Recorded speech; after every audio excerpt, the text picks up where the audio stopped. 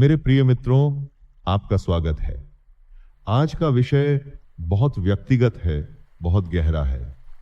जिसने आपको छोड़ा उसे भूलने का सही तरीका। यह केवल किसी व्यक्ति को भूलने की बात नहीं है, यह अपने टूटे हुए हिस्सों को फिर से जोड़ने की प्रक्रिया है। जब कोई हमें छोड़कर जाता है तो सिर्फ रिश्ता खत्म नहीं होता, हमारे भीतर बनी पहचान भी हिल जाती है। हम सोचते हैं, क्या कमी थी मुझ में, क्यों मैं पर्याप्त नहीं था, और यही सवाल हमें भीतर से खा जाता है। सबसे पहले एक बात स्पष्ट समझ लीजिए, जिसे जाना था वह जाएगा। किसी का जाना आपकी कीमत तय नहीं करता, लेकिन मन तुरंत तुलना शुरू कर देता है। वह पुराने पलों को दोहराता है, चैट पढ़ता है, तस्वीरें देखता है, कल्पनाएं करता है कि शायद वह लौट आए। यहीं से पीड़ा गहरी होती है। दर्द का कारण व्यक्ति नहीं, उससे जुड़ी आपकी मानसिक पकड़ है।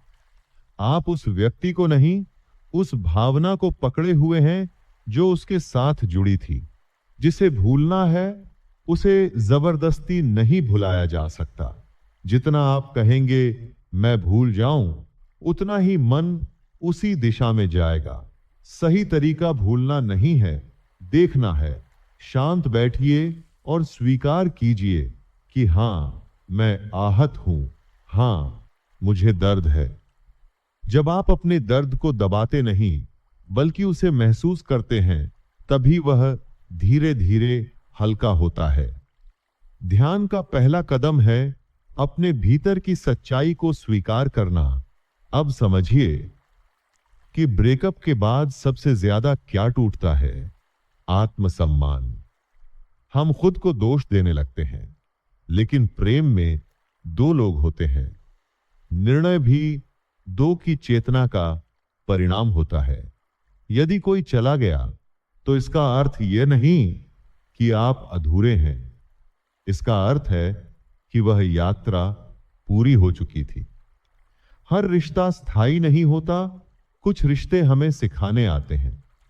वे हमें दिखाते हैं कि हम कितने निर्भर थे, कितने असुरक्षित थे, और कहां हमें अपने भीतर काम करने की जरूरत है। जिसे आपको भूलना है, उससे पहले उस कल्पना को छोड़ना होगा कि वही आपकी खुशी का स्रोत था। यह सबसे बड़ा भ्रम है। खुशी कभी बाहर से नहीं आती। बाहर का व्यक्ति केवल भीतर की खुशी को छूता है। जब वह चला जाता है तो हम सोचते हैं खुशी भी चली गई। वास्तव में वह स्रोत भीतर ही है, बस अभी दुख के बादल से ढका हुआ है। एक सरल साधना अपनाइए। रोज कुछ मिनट शांत बैठिए, आंखें बंद करें और अपने हृदय क्षेत्र पर ध्यान दें। जो भी भावना उठे, क्रोध, उदासी, पछतावा, उसे रोकिए मत, केवल देखिए। धीरे धीरे श्वास को गहरा करें। हर सांस के साथ भीतर कहें, मैं स्वीकार करता हूं। यह स्वीकार ही मुक्ति का द्वार है। जब आप स्वीकार करते हैं तब पकड़ ढीली पड़ने लगती है। दूसरा कदम है ऊर्जा को वापस लेना। अभी आपकी ऊर्जा अतीत में फंसी है। बार बार वही स्मृतियां, वही कल्पनाएं। हर बार जब मन उस व्यक्ति की ओर जाए, धीरे से उसे वर्तमान में लाएं। अपने काम में, अपने शरीर में, अपने लक्ष्य में।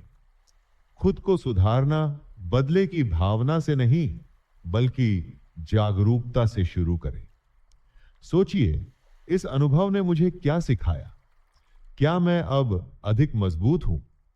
क्या मैं अब अपने मूल्य को बेहतर समझता हूं? माफ करना भी जरूरी है। माफ करना दूसरे के लिए नहीं, अपने लिए है। जब तक भीतर शिकायत है, आप बंधे हुए हैं। एक दिन शांत बैठकर मन ही मन कहें, मैं तुम्हें मुक्त करता हूं और स्वयं को भी मुक्त करता हूं।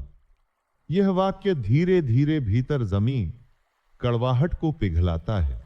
याद रखिए, जो आपको छोड़कर गया वह आपका भाग्य नहीं था, वह एक अध्याय था। पूरी किताब अभी बाकी है। अगर आप उसी अध्याय पर अटके रहेंगे तो आगे की कहानी कभी खुल नहीं पाएगी। अपने जीवन को एक बड़े दृष्टिकोण से देखें।